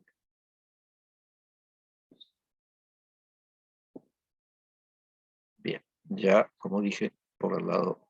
Se puede hacer otras relaciones también con las velocidades para encontrar comunicados, eso, si no va a un libro de cinética lo pueden encontrar. Por la expresión integrada ya es más complicado. Bueno, pero se puede resolver, pero evidentemente ustedes ven que al hacer un poquito más complejo nomás la situación, la forma de resolver la ecuación cinética se empieza a hacer también más complicada. Bueno, otro ejemplo de reacciones paralelas es aquellas que producen un producto, como en lugar de un mismo reactivo que da distintos productos, es un mismo producto que proviene de distintos reactivos. Entonces tenemos, por ejemplo, el reactivo A, que a través de esta reacción con una constante K1 da el producto C y otras cosas, y el reactivo B, que también a través de otra reacción con constante K2 da C y también otros productos. Entonces, En este caso, el análisis que se puede hacer, ustedes pueden encontrar, repito, en los libros, es el siguiente. La velocidad de desaparición de A, vamos a suponer orden 1, ¿no? La velocidad de desaparición de A es K1 por A. Nuevamente, no depende de los productos. Y la velocidad de desaparición de B es K2 por B. Sabemos que A es A0 por E a la menos K1T y que B es B0 por E a la menos K2 por T, porque es la expresión integrada para el orden 1. Entonces, una de las cosas que podemos hacer para encontrar C en función del tiempo es recurrir otra vez al balance de masa. ¿A qué va a ser igual la concentración de C? A lo que se forme en la reacción 1, que es simplemente lo que disminuyó de A, o sea, A0 menos A, más lo que se forme por la reacción 2, que es B0 menos B. Entonces, acá tenemos A0, B0, A y B. A y B la tenemos en función del tiempo, y ya acá podríamos eventualmente sustituir A y B y tener la expresión de C en función del tiempo. Que no será una cosa muy sencilla, pero bueno, es la expresión de C en función del tiempo. Otra cosa que podemos hacer, que lo que voy a mostrar acá, es también en base a la balance de masa, es decir, a la estequiometría de la reacción, tener en cuenta que C a tiempo infinito tiene que ser igual a la suma de lo que se puso de A y lo que se puso de B. 0 más B0.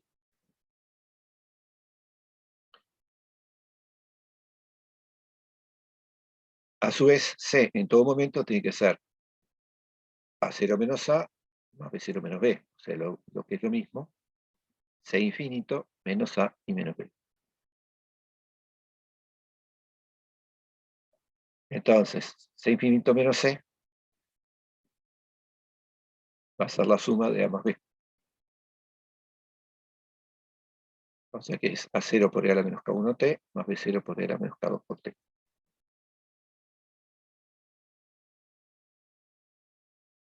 Si tomamos logaritmos, el logaritmo de C infinito menos C es igual al logaritmo de estos dos términos. Esto está repetido acá. Y entonces, si uno mide C contra el tiempo,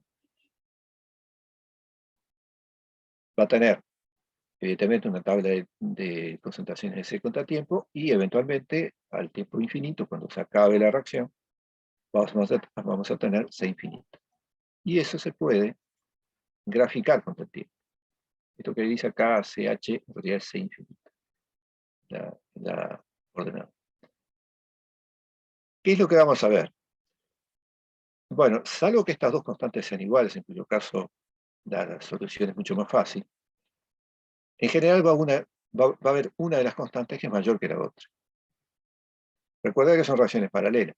Entonces, si por ejemplo K1 es mayor que K2, la reacción de A para dar C va a transcurrir más rápidamente y se va a terminar antes que la reacción de B para dar C. Si K1 es mayor que K2. Eso se ve en la gráfica de la siguiente forma. Al principio lo que tenemos es una variación no lineal de esto contra el tiempo, porque están influyendo los dos términos. Pero a partir del momento en que deja de funcionar una de las reacciones, simplemente porque se acabó, queda nada más que la otra. Supongamos que K1 sea mayor que K2. Entonces, hay un determinado tiempo, acá marcado por el cambio de colores, en el cual la única reacción que está funcionando es la de B para dar C. Que evidentemente, para hacer el logaritmo, nos queda lineal. Por lo tanto, a partir de esta parte de la gráfica, a partir de cierto tiempo, obtenemos una linealidad. Bueno, acá hay unos datos. Me recordar igual 1. Y esta linealidad nos da la constante K2. En este caso, en que K1 era mayor que K2. Entonces, a pesar de tener una expresión bastante complicada, por lo menos el valor de K2 sale relativamente sencillo. Y esta es la recta que se trazaría para tangente a esta curva que tenemos acá, para encontrar la pendiente y de ahí la constante K.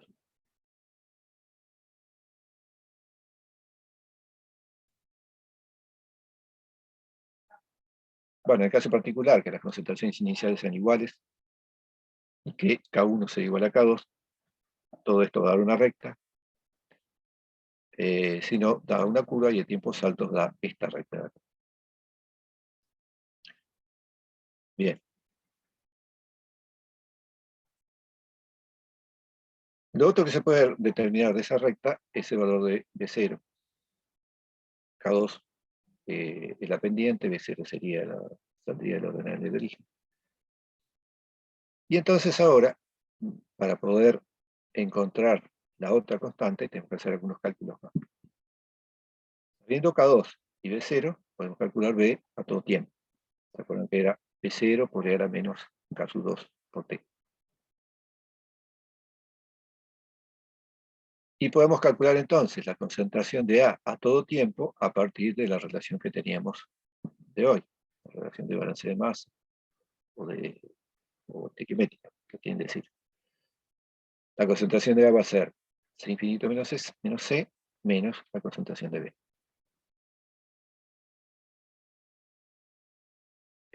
C lo habíamos medido todo tiempo, así que lo tenemos, y B lo acabamos de calcular habiendo encontrado K2. Entonces, una vez que uno tiene A para cada tiempo, sabiendo que es una relación de primer orden, se puede hacer el gráfico del logaritmo de la concentración de A contra el tiempo, y eso tendría que dar una recta cuya pendiente fuera K1 menos K1, y la ordenal de origen sería concentración de acero.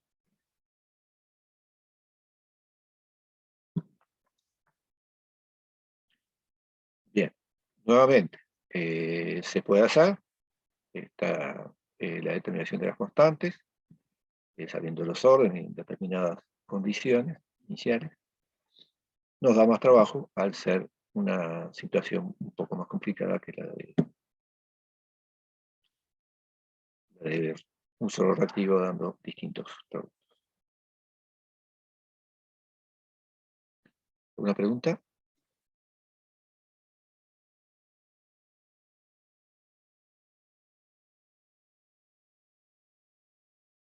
Entonces, acá ya vimos las dos primeras cosas: relaciones en oposición, relaciones paralelas. Vamos a ver relaciones consecutivas y con esto terminamos este tema.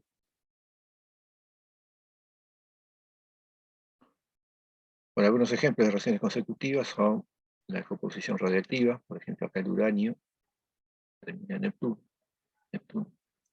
Neptunio, y tenemos un reactivo que se transforma en un intermediario y ese intermediario se transforma en un producto. Esto todavía sigue, pero acá estas se podrían considerar relaciones consecutivas o secuenciales.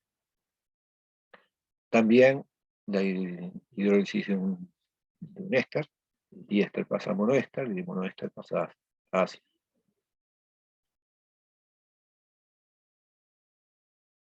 Entonces, ¿cómo hacemos el análisis? Normalmente vamos a suponer que cada una de las dos etapas son de primer orden. A se descompone para B por una relación de primer orden, con una constante K1, y B se descompone para C por una relación de primer orden, con una constante K2. Así que lo primero que sabemos es que la velocidad de desaparición de A va a estar dada por K1 multiplicado por concentración de A.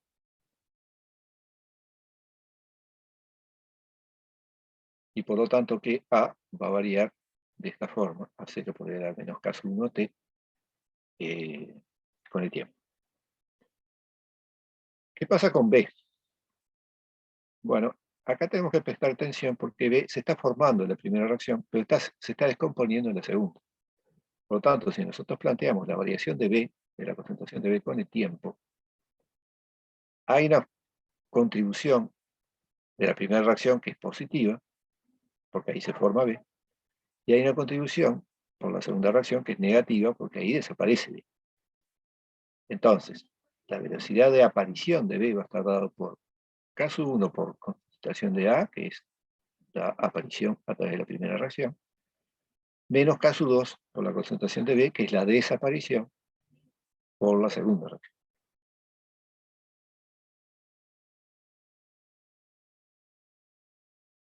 Y es por eso que no le ponemos el signo de menos antes, en ese caso. Lo podés poner, entonces acá tenés que cambiar estos otros dos signos. Claro, sí, sí, sí. No hay ningún problema. Pero acá estos dos términos van a tener que tener signos opuestos. Bien. El efecto es contrario.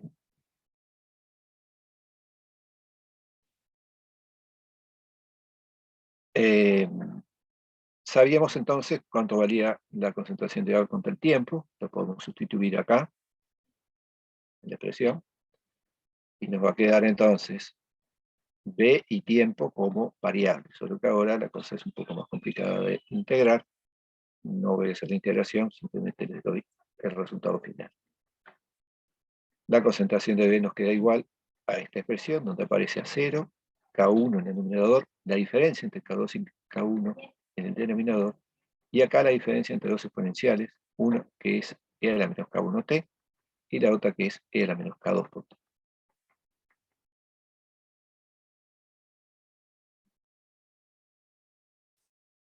¿Qué pasa con C? Bueno, C también se puede plantear como un producto, así que podemos plantear la velocidad de formación del producto C. Y como era primer orden, su velocidad de formación depende de K2 y de concentración de B a la 1. Así que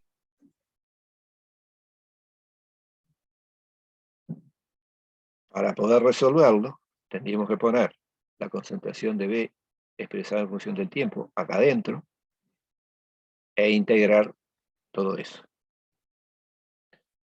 Acá está lo que queda. La concentración de C es igual a la concentración inicial de A por 1 más este cociente donde aparece K1 por E a la menos K2 por T menos K2 por E a la menos K1 por T. Y abajo otra vez la diferencia K2 y K1. La concentración de C también podría haberse sacado por balance de masa, ¿no? O sea, la concentración de C, si ustedes miran esta reacción, todo que es toda 1 a 1, la concentración inicial de A o está como A, o está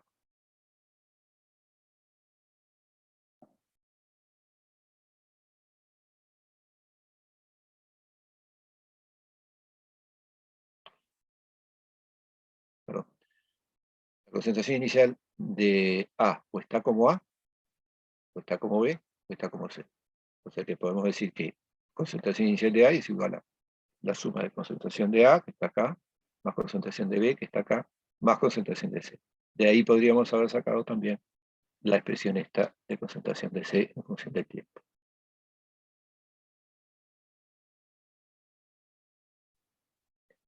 Bueno, lo más interesante que tiene esto es cómo se ven las curvas de cada una de las concentraciones con respecto al tiempo según los distintos valores de constante, o mejor dicho, según la relación entre las dos constantes K1 y K2. Acá tenemos una representación donde aparece en verde la conversión, en celeste tenemos la concentración de A, el reactivo A, que va a bajar. En rojo tenemos la concentración de C, que evidentemente va a subir, pero si se fijan, tiene acá un punto de inflexión, a diferencia de las curvas, por ejemplo, del primer orden que habíamos visto hasta ahora. Y el intermediario B, en este caso particular, en el cual K1 es 0,3 y K2 es 0,1, o sea, que K1 es 3 veces K2, el intermediario B tiene un aumento al principio, llega a un máximo, y luego disminuye. Examinemos un poquito el comportamiento del intermediario, que es el más curioso, digamos, para este caso de reacciones complejas. O sea, por ejemplo, lo que pasa en el reactivo no nos llama la atención porque es un decaimiento en primer orden. ¿Por qué es que llega a un máximo? Es decir, ¿por qué crece y después disminuye? En primer lugar, sabemos que necesariamente tiene que llegar a cero, porque las reacciones son unidireccionales. A da B, pero B después se descompone para C. En algún momento, en este caso son alrededor de los 30 unidades de tiempo, porque no dice qué unidades son, en algún momento tiene que desaparecer. Ahora, ¿por qué es que aumenta al principio? Fíjese que la constante K sub 1, que es la deformación del producto B, del intermediario B, es más grande que la constante de desaparición del intermediario B. Entonces, al principio tenemos constante mayor y a su vez tenemos una concentración alta de A y una concentración baja de B, porque se está formando recién.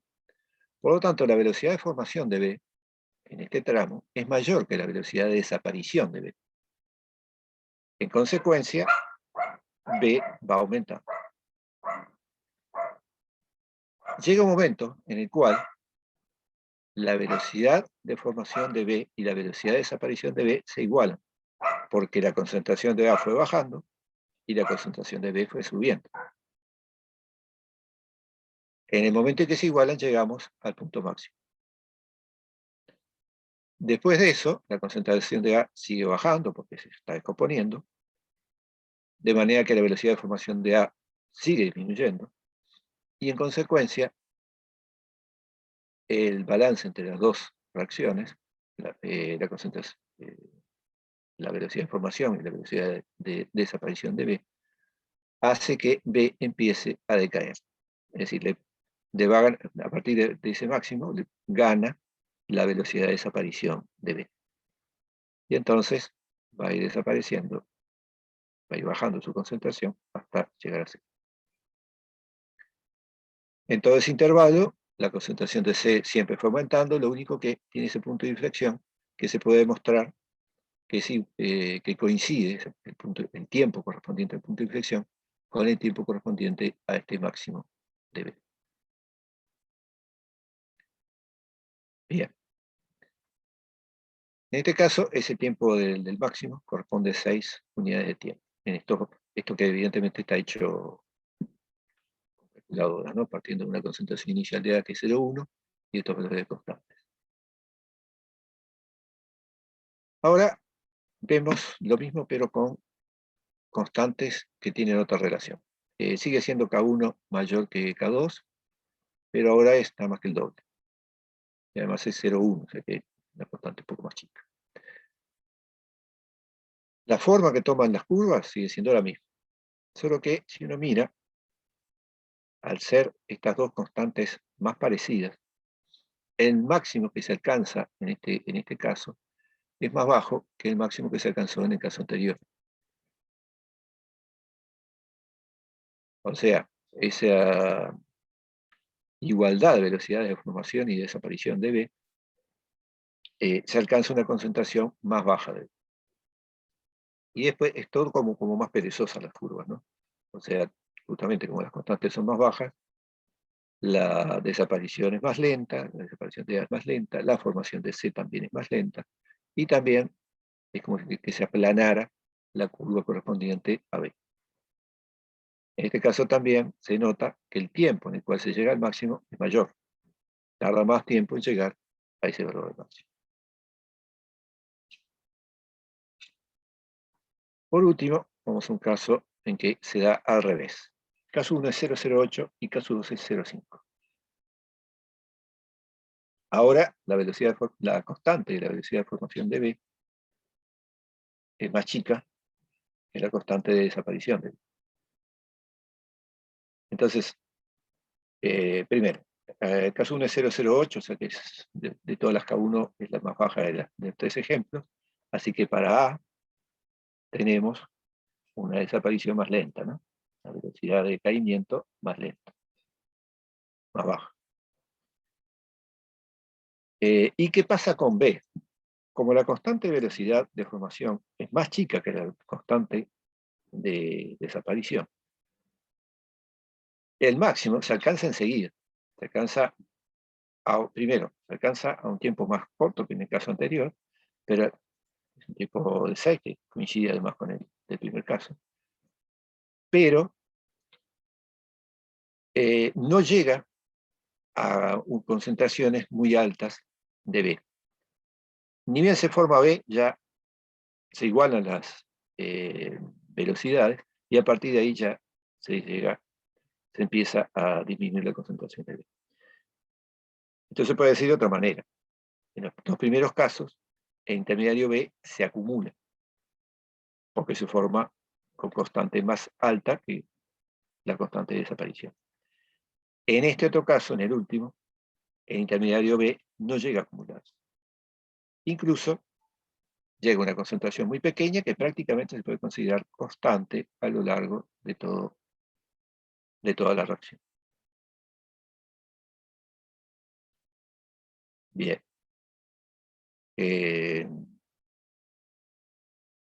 Esto quizás es lo más interesante de ver de estas reacciones, porque muestra cómo es que van evolucionando las distintas especies. En particular, este último caso va a ser, ustedes lo van a retomar después del receso, van a retomar el tema este, con lo que se llama la suposición o hipótesis del estado estacionario. La estacionario se refiere a que esta concentración del intermediario se mantiene constante, que va a ser una hipótesis muy importante por la cual se trabaja en los mecanismos de reacción para poder encontrar la ecuación de velocidad de reacción en mecanismos complejos, complicados. Bueno, pero eso lo verán más adelante.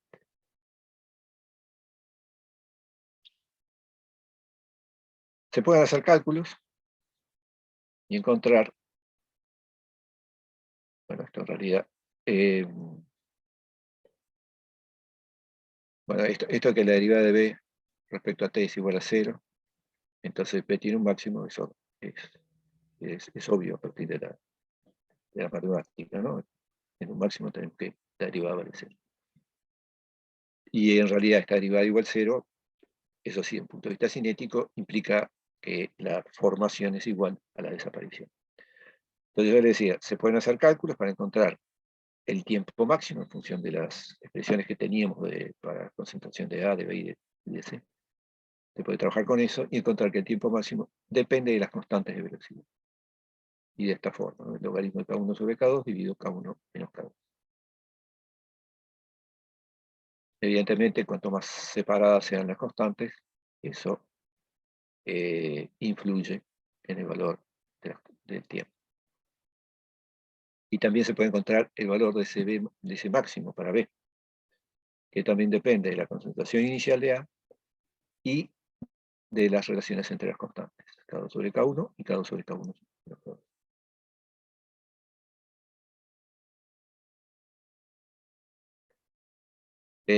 Decíamos que C tenía un punto de inflexión. En el tiempo máximo,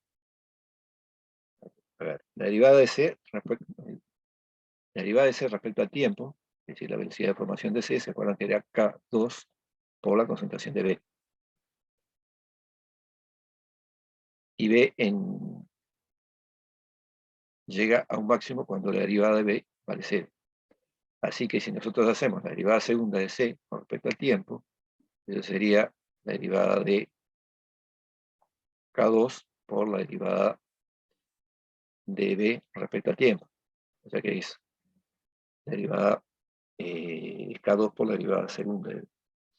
Como es un máximo, entonces esa derivada segunda vale 0. Y eso significa que C tiene un punto de inflexión. Y que además tiene ese punto de inflexión justamente en el tiempo máximo. Así que en el tiempo coincide el máximo de la concentración de B, el punto de inflexión de C, y esos tiempos, el máximo de B y el de inflexión de C, son iguales.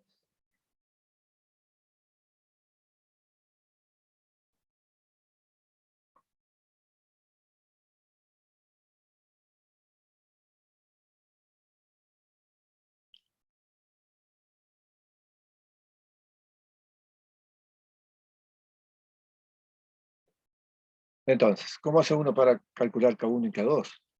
Bueno, puede utilizar las ecuaciones que habíamos visto hoy, y medir A, B o C.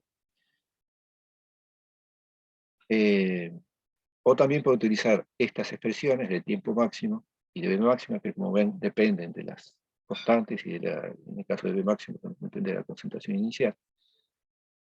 Y entonces encontrar, a partir de en función del tiempo, puede encontrar K1, y después con las expresiones de T máximo y de B máximo, puede encontrar K2.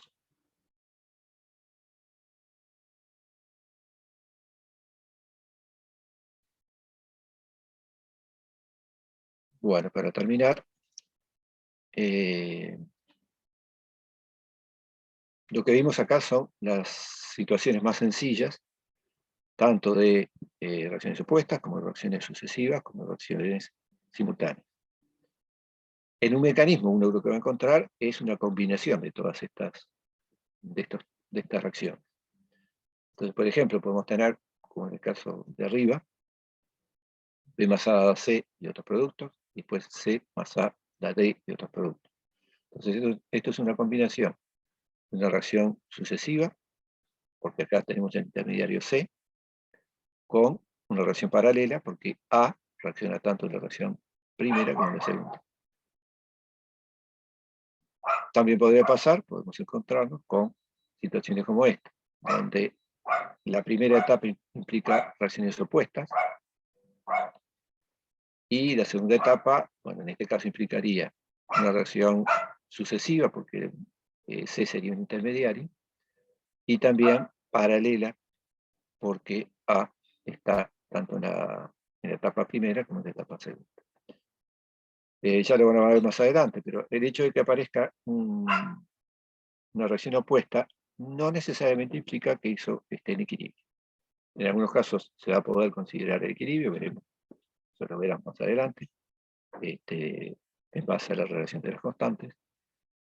Y en otros casos no, en otros casos simplemente son reacciones opuestas, pero que no están en equilibrio. Bueno, y por aquí llegamos. ¿Alguna pregunta?